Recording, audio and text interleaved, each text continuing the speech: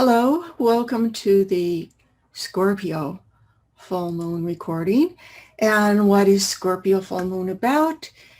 Depending where you are, it's April 25th or April 26th, and it is at 7 degrees of Scorpio.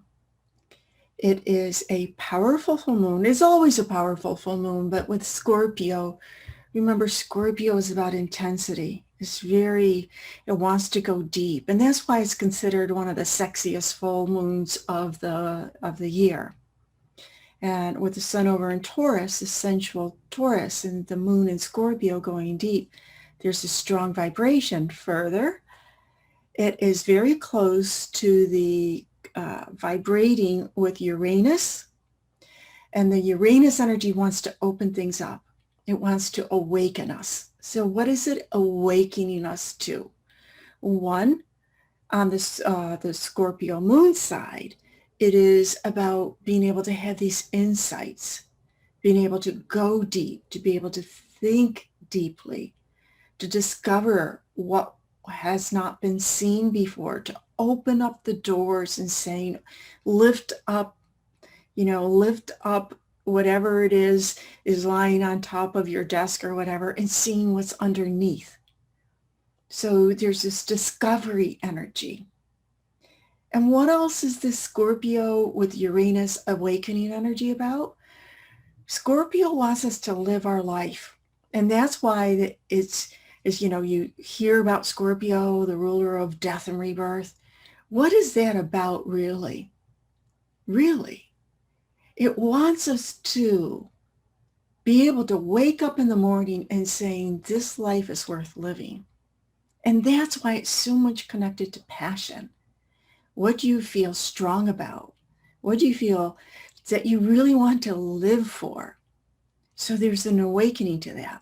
Now, of course, it's always deeper, right?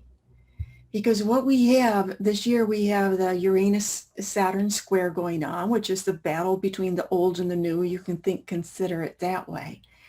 But it is also about wanting to change things. But there's that old saying, don't throw the baby out with the bathwater, right? So Saturn says slow and steady, just think it through. It's in Aquarius, which is that very strong intellectual sign. So the Aquarian energy, Saturn Aquarius, okay, let's get serious about this. Let's think about the long range plan. Will this be lasting? But from an Aquarian point, it's intellectual and it is futuristic.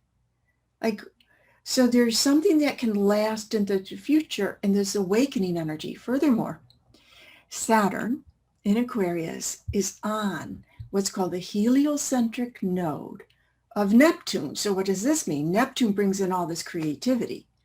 Neptune also brings in cloudiness that we can't really see, that path that Saturn wants us to look for.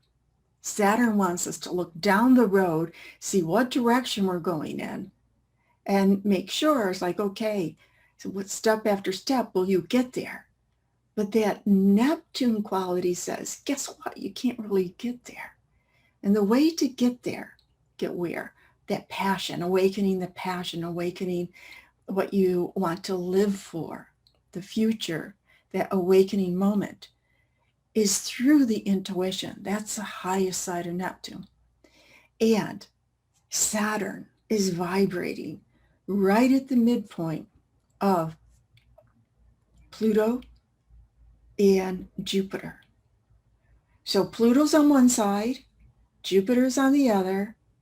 If you add them together and divided them, or looked at what's the middle point, is Saturn's there. So what does this mean? Jupiter, Pluto by themselves, they want something big. It's like, whatever you do is do it big. Feel something that you can feel very strong about, almost obsessive over. It's like, yeah, this is what's really important to me in my life. And I'm going to focus on this. And Jupiter says, well, that's it. Just go for it. Do it big. And Saturn's there saying, okay, we're moving towards the future. Have your feet on the ground. Think it through. But you can't really see everything. And sometimes you just have to trust that gut intuition. So that's so strong about this message. And what else is going on? Well, we always look at the North Node. And the North Node's in Gemini. Gemini is ruled by Mercury. Mercury is in Taurus. And Mercury in Taurus is conjunct Venus. Now, where does the help come from? Mercury in Taurus with Venus in Taurus is through friendships that you can count on. Taurus is fixed, it's stable. So where's this fixed, stable energy in your life? Who can you really count on? So that's another part of the equation when you're meditating for insight. Now, of course, the moon in Scorpio's traditional ruler is Mars, and Mars is in Cancer. Mars in Cancer is sometimes tricky, it's considered like not the best place that Mars likes to be. It has to be a little bit figuring out the feeling, to feel the room, to feel what's going on and finding the way like water does. Now, you can also say Mars in Cancer is putting energy into your emotional body, being able to have the emotions that are sitting down there come up and to heal, to release, to let go, all of those good things. And a simplistic method is also represents putting your energy, Mars's action, into things that bring you comfort in some way, because Cancer wants to be safe, secure, comfortable. It's your home, your family, your friends that you feel like family with. So this is part of that too, putting some effort, action, energy into that realm. Now, the sun is on a fixed star, and it will be more exact, in terms of rising and all of that, depending on the latitude and longitude where you are in the planet. But it is a fixed star called Hamal, and that is such strong determination. So there's such strong determination with this. And Venus is very close to a fixed star called Menkar, which is like the mouth of the whale, and wants to consume. Now, Venus loves her luxury. Venus loves, her a little bit of indulgence. Venus and Taurus, a little bit of indulgence.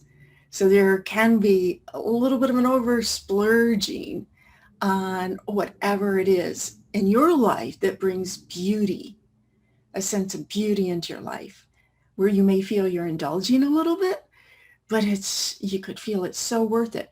The trick is also to have that balance, right, of where that's coming from, where that desire that needs coming from. But going back to the Scorpio full moon, enjoy this time, because it can really allow you to feel very deeply what is most important for you and where to focus your energy into being able to walk that path of meaning for you, and also reconnect in a deep way with your natural intuitive connection. So thank you for listening. And if you appreciate this, please subscribe if you aren't. And if you are a subscriber, thank you very much. Thank you.